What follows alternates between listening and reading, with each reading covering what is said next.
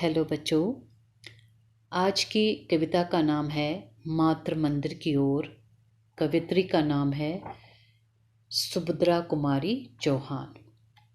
इस कविता में कवित्री अपने दुखी हृदय को शांत करने के लिए माता के मंदिर जाकर उनके दर्शन करके उनके कमल रूपी चरणों को अश्रु जल से धोना चाहती है और ईश्वर के समक्ष अपनी फरियाद सुनाना चाहती है। कवयित्री ये भी कहना चाहती है कि मैं माता की एक पुकार पर अपना जीवन न्योछावर करने को भी तैयार हूँ, किंतु किसी भी परिस्थिति में हे ईश्वर मैं अन्याय या अत्याचार को सहन नहीं करूँगी।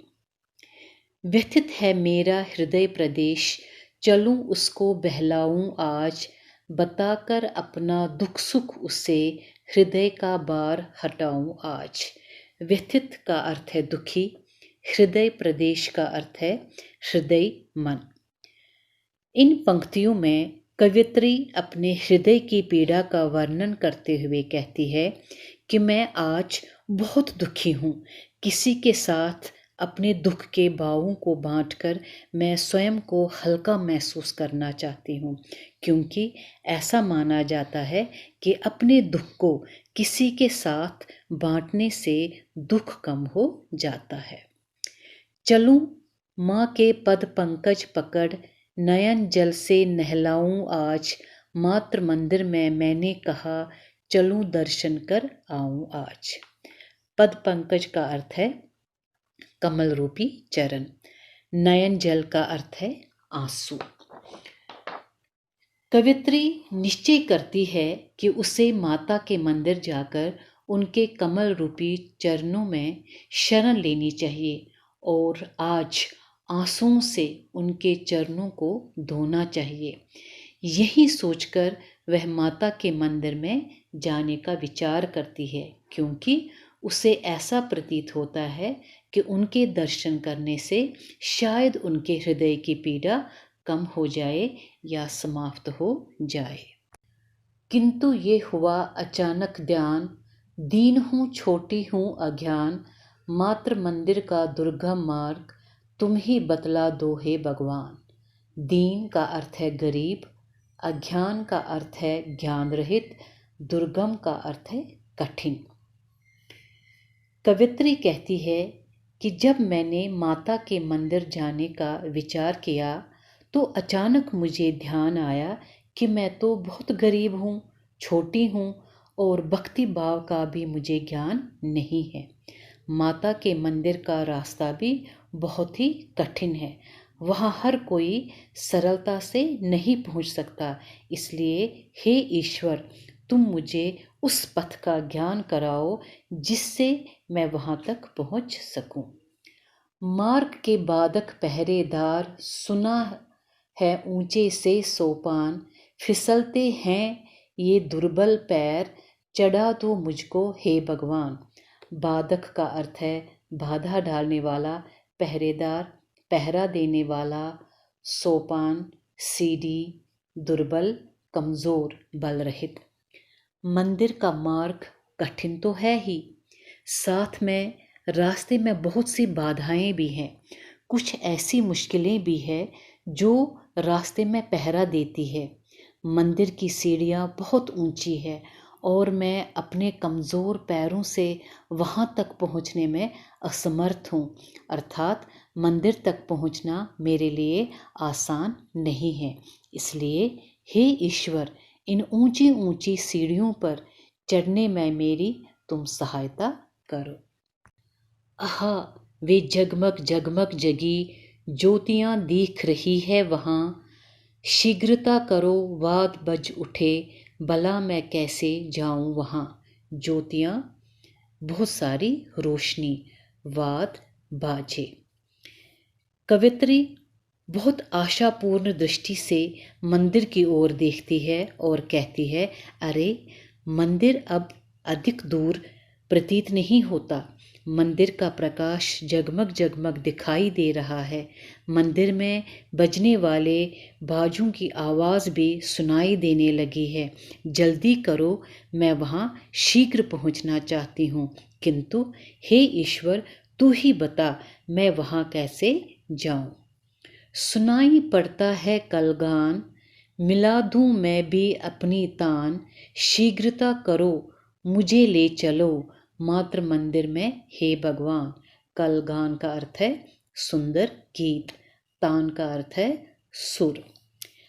मंदिर में सुंदर गीत की आवाज़ सुनाई पड़ रही है। मैं चाहती हूँ कि उस गीत की ध्वनि में, आवाज़ में मैं भी अपना सुर मिला दूँ, उनके साथ भक्ति गीत गाऊं। हे ईश्वर, शीघ्रता करो और माता के मंदिर में ले चलो, क्योंकि मैं शीघ्र उनके दर्शन करना चाहती हूँ। चलूँ मैं जल्दी से चढ़ चलूँ, देख लूँ माँ की प्यारी मूर्ति। आहा वह मीठी सी मुस्कान, जगा जाती है न्यारी सुफूर्ति। न्यारी का अर्थ है सबसे अलग, सुफूर्ति ताजगी। कवियत्री कहती है कि मैं जल्दी से मंदिर की सीढ़ियाँ चढ़कर मंदिर में पहुँचना चाहती हूँ, ताकि माँ की प्यारी मूर्ति के दर्शन कर सकूँ। माता की मूर्ति को देखते ही उनके चेहरे पर खिली प्यारी सी मुस्कान मेरे मन में एक अनोखी ताजगी जगा जाती है। अर्थात मैं अपनी सारी पीड़ा भूल जाती हूँ, मैं अपने सारे गम भूल जाती हूँ और मुझ में एक नई उमंग व जोश भर जाता है। उसे भी आती होगी याद, उसे हाँ आती होगी याद, नहीं तो रूठूंगी मैं आज, सुनाऊंगी उसको फरियाद। फरियाद का अर्थ है विनती, पुकार। वो माँ है और मैं उनकी संतान हूँ। जब मुझे उनकी इतनी याद आती है तो निश्चय ही उसे भी मेरी याद आती होगी। यदि ऐसा नहीं है तो मैं अवश्य ही आज उससे नाराज़ हो जाऊंगी और अपनी विनती उस माँ को सुनाऊंगी। कलेजा माँ का मैं संतान, करेगी दोषों पर अभिमान। मातृवेदी पर हुई पुकार, चढ़ा दो मुझको हे भगवान। मातृवेदी का अर्थ है मातृभूमि। कवियत्री माता के मंदिर में मूर्ति के सामने खड़े होकर कहती है कि तुम माता हो, तुम्हारे पास माँ का उदार हृदय है, किंतु मैं छोटी हूँ, आपकी संतान हूँ। माँ का उदार हृदय संतान के दोषों पर भी अभिमान करता है, किंतु हे ईश्वर, मैं इतना अवश्य जानती हूँ कि जब भी मेरी मातृभूमि को मेरी ज़रूरत होगी, मेरी आवश्यकता होगी, मैं उस पर अपना सब कुछ चढ़ाने को तैयार रहूँगी। सुनूंगी माता की आवाज़, रहूंगी मरने को तैयार, कभी भी उस वेदी पर देव न होने दूंगी अत्याचार। हे ईश्वर, मैं माता की पुकार सुनूंगी और आवश्यकता पड़ने पर अपना तन मन धन सब कुछ उस पर न्योछावर कर दूंगी, पर कभी भी उस पर अन्याय नहीं होने दूंगी, अत्याचार नहीं होने दूंगी। अर्थात हमेशा उसकी रक्षा करने को तैयार रहूंगी। न होने दूंगी अत्याचार, चलो मैं हो जाऊं बलिदान। मातृभूमि में हुई पुकार, चढ़ा दो मुझको हे भगवान। अत्याचार का अर्थ है अन्याय, बलिदान का अर्थ है न्योछावर।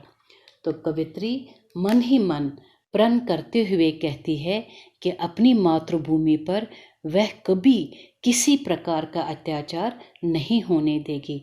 अन्याय का विरोध करने के लिए वह स्वयं को न्योछावर करने के लिए भी तैयार है।